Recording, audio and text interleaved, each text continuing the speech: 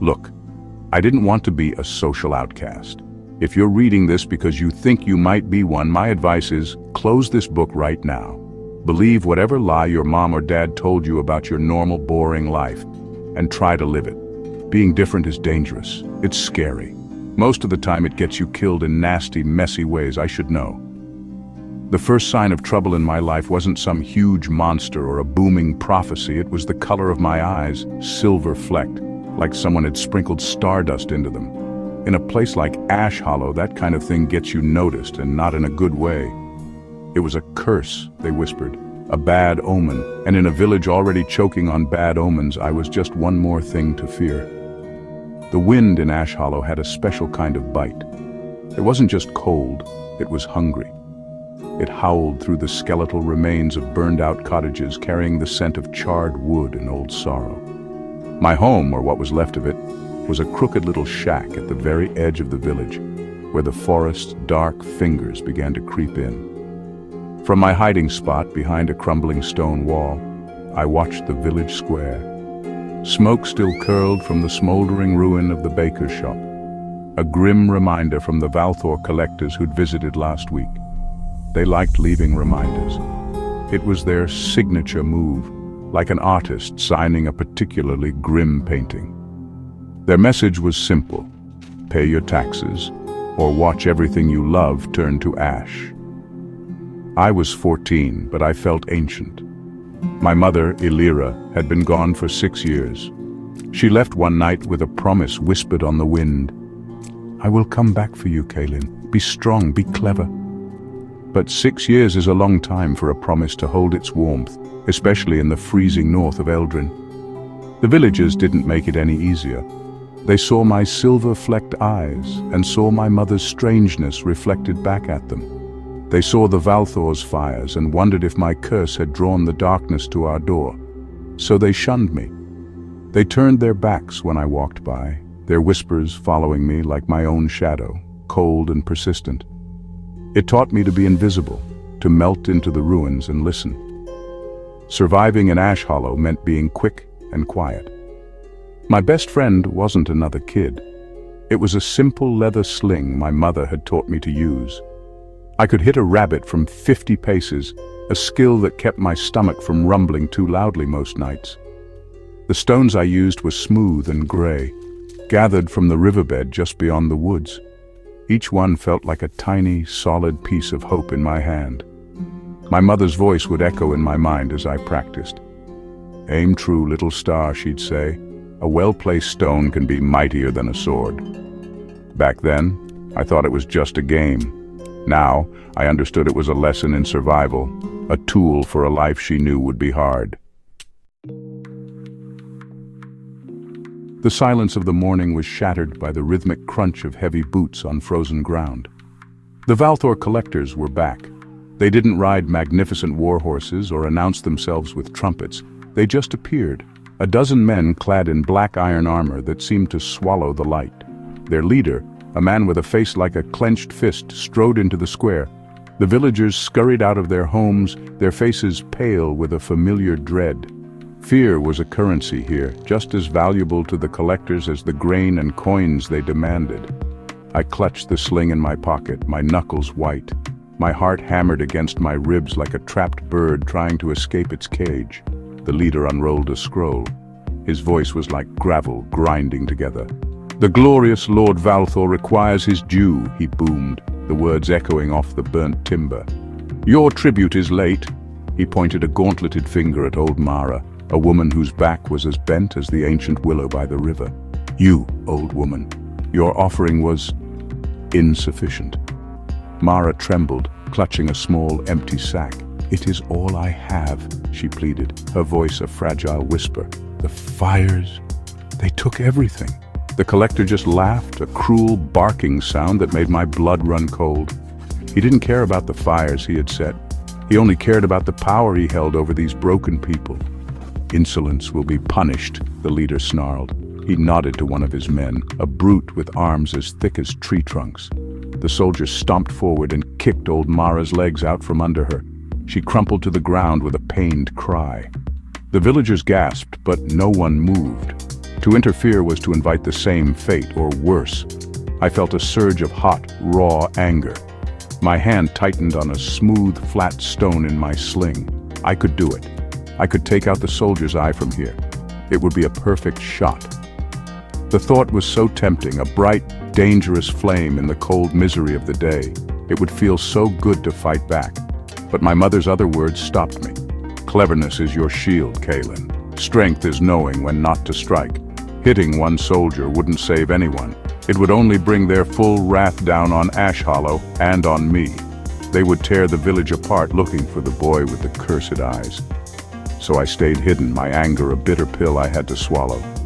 I watched as the soldier kicked dirt onto old Mara's fallen form. But then, something unexpected happened. Young Elara, the baker's daughter, darted forward. She knelt and helped old Mara to her feet, whispering words of comfort. It was a small act, a tiny spark of defiance in a world of darkness. The collectors sneered but moved on, their point made. It was a reminder that even in the ash, kindness could still take root. That night, the cold was a physical weight pressing down on my small shack. I couldn't shake the image of old Mara on the ground, or Elara's bravery. I sat by my meager fire, the flames dancing and casting long, flickering shadows on the wall. It was in these quiet moments that thoughts of my mother were strongest.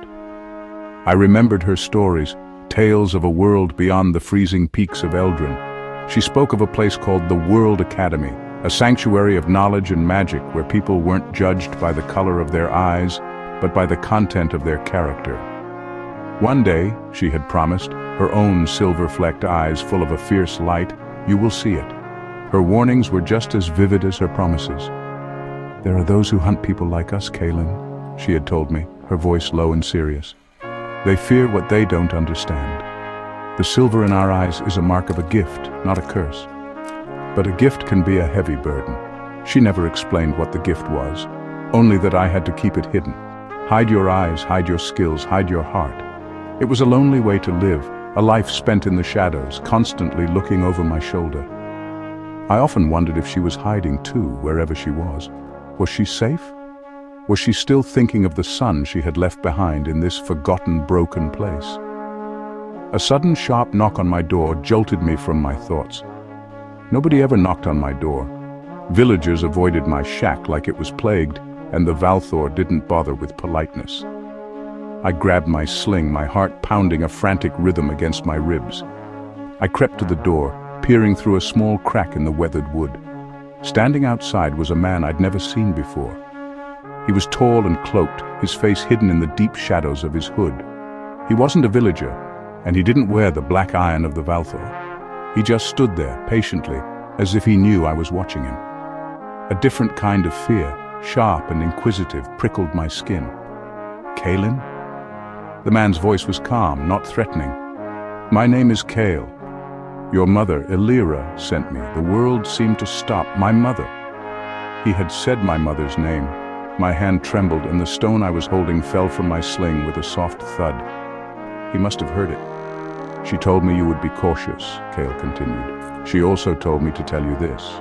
The brightest stars shine in the darkest night. It's time to go, Kaylin. The World Academy is waiting. He had a kind face, I saw as he lowered his hood, but his eyes were filled with an urgency that told me this was not a social call. He was here to collect me. Kale explained everything in hurried, hushed tones. My mother was alive. She was a scholar at the academy, working in secret to protect people with unique gifts. But her enemies, connected to Lord Valthor, had discovered her location. They knew about me. The Valthor weren't just collecting taxes in Ash Hollow. They were hunting. They were hunting for me. The soldiers who were here today? They were scouts, Kale said, his gaze serious. They saw your eyes when you were younger. They are coming back. Not for tribute, but for you. We must leave at dawn. The news hit me like a physical blow, winding me. All these years I thought I was just an outcast. It turned out I was the target. My whole life in Ash Hollow flashed before my eyes. The whispers, the glares, the lonely hunts in the woods, the smoldering ruins. It was a miserable existence, but it was the only one I knew. Leaving it felt like stepping off a cliff into the unknown.